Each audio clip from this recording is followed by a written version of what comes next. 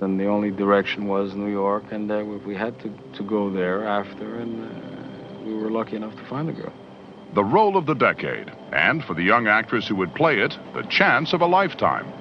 But matching the one to the other would mean finding a new star. The search was on.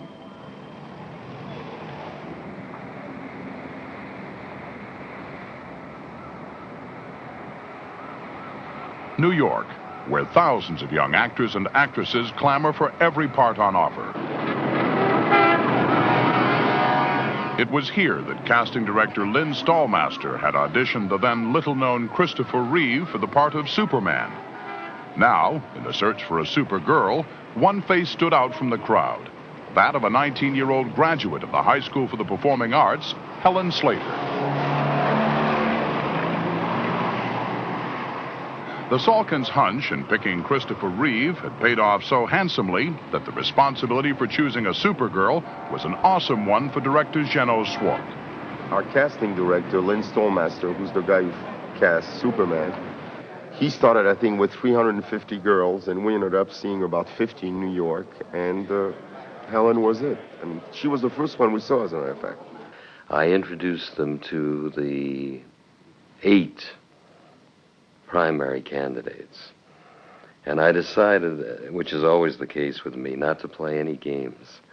And I brought Helen in first. I decided to go for the knockout in the first round. And it worked. I remember it was like the weekend before. The audition was on Tuesday, and that weekend I had bought this red leotard and this skirt and the whole thing. And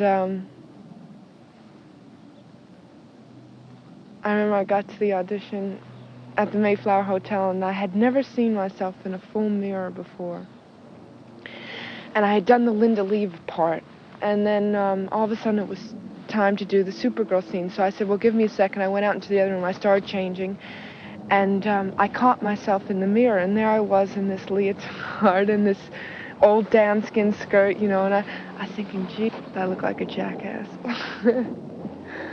I was saying, there's no way I can go in there now. I mean, there's just no way. I mean, she came in with her leotard, and she borrowed a red cape, and she had her hair up as Linda, and then she went into another room, just took her hair down and her glasses off, and came out with that little cape and stood, and it was amazing. I mean, it was just amazing.